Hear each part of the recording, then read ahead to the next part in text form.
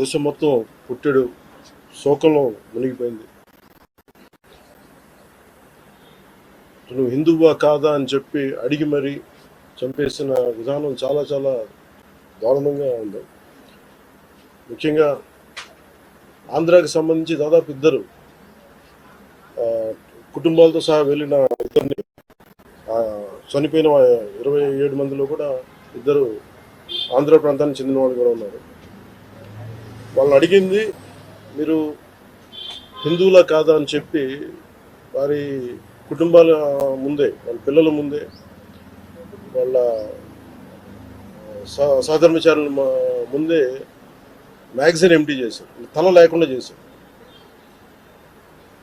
హిందూ ముస్లిం అనే అర్థం తేల్చుకోవడానికి కల్మా చదవమని. ఇంత ఘాతుకంగా చంపిన తర్వాత దేశం మొత్తం కూడా ఒక డెసిసివ్ యాక్షన్, ఒక బోల్డ్ యాక్షన్ కోసం ఎదురు చూస్తుంది. అది నిన్న రాత్రి జరగటం. ఇలాంటి సమయంలో దాదాపు 9 ప్రాంతాల్లో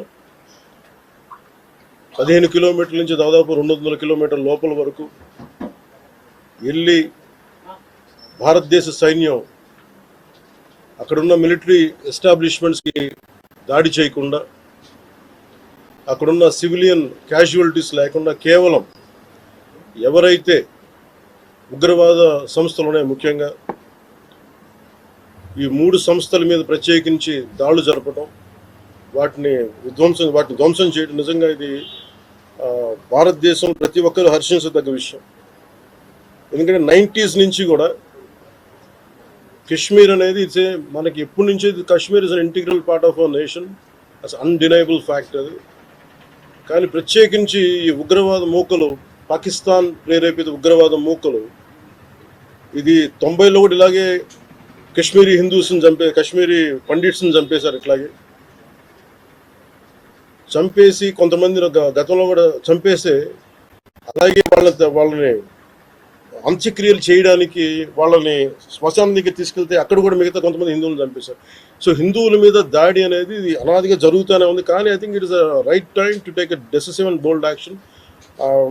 it's a commendable job done by our army personnel and defense personnel, and we have to appreciate them.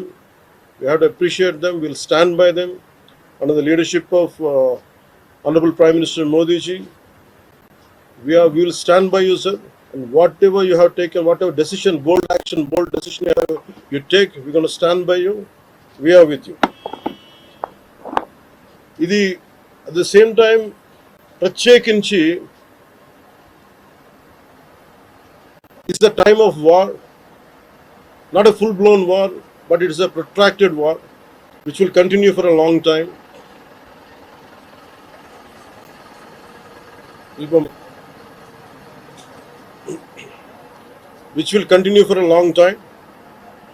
And Pakistan should be taught a tough lesson,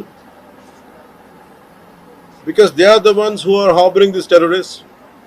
No matter where a bomb blast happens, including in Hyderabad, including in Lumbini Park few decade plus back, in Gokul Chat, this has become a menace. I think under the new leadership of Modi ji, the tough leadership of Modi ji, central government will take a decisive action on any kind of terrorism and any kind of terrorism act. At the same time, I appeal to all the people of our nation, as a civilian person, when military is waging a war, what we have to do? Military యుద్ధం చేస్తున్నప్పుడు మనం ఏం చేయగలం అని అనుకున్నప్పుడు ప్రతి civilian కూడా, including all the civilians of our nation, we have a role to play. Make sure any kind of anti-national rhetoric happens on social media.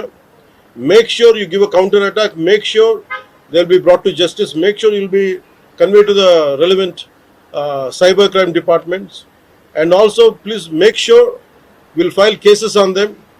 And also I have conveyed to our DGP also today morning, anybody from the state of Andhra Pradesh, anyone who goes anti-national and who goes against this war will be booked under very severe cases, and they have to be reminded any kind of attack on a nation from outside or within nation will be taken quite seriously. They have to take this into consideration, and they have, especially celebrities, especially who think that social media influencers don't comment about army. You don't know the ABC of the how to safeguard the borders of this nation. You never know. So, as the dogs are barking right now, simply don't bark on social media. Anything about entire nation. Please don't bark on social media without having any understanding about national security. ఈరోజు morning నుంచి పహల్గామ్లో జరిగిన సంఘటనకు టెర్రరిస్టుల మీద ఈరోజు భారత ప్రభుత్వం చేస్తున్న దానికి ఖచ్చితంగా ప్రతి పౌరుడు అండగా ఉంటాడు. దాన్ని చిన్న చిన్న దానికి పెట్టుకొని ఇది చేయకుండా డెఫినెట్గా operation Sindoor, I wish operation Sindoor all the best. And ఇలాంటి టెర్రరిస్టులు ఇంకా ఏ కాలంలో ప్రాంతీయవాదం, ఉగ్రవాదాన్ని కూడా ఇంకా ఇది చేసుకుంటూ వాళ్ళ దేశానికి నష్టం. ఎందుకంటే వాళ్ళ పరిస్థితి కూడా అంత లేదు. రావులపిండిలో రొట్టెల కోసం కొట్లాడుతూ అంటారు, గోధుమ పిండి కోసం కొట్లాడుతూ అంటారు. మీకు ఏలయ్యా ఊరికనే ఉగ్రవాదం అని చెప్పి. సో చేస్తున్నటువంటి ఆపరేషన్ సింధూర్కి ఆల్ ది బెస్ట్ చెప్పు. ఉగ్రవాదుల దాడిలో నా దేశ ప్రజలు ప్రాణాలు కోల్పోయారనే ఆవేదన మోడీ గారిలో నేను చూశానని చెప్పి మరొకసారి విజ్ఞప్తి చేస్తున్నాను.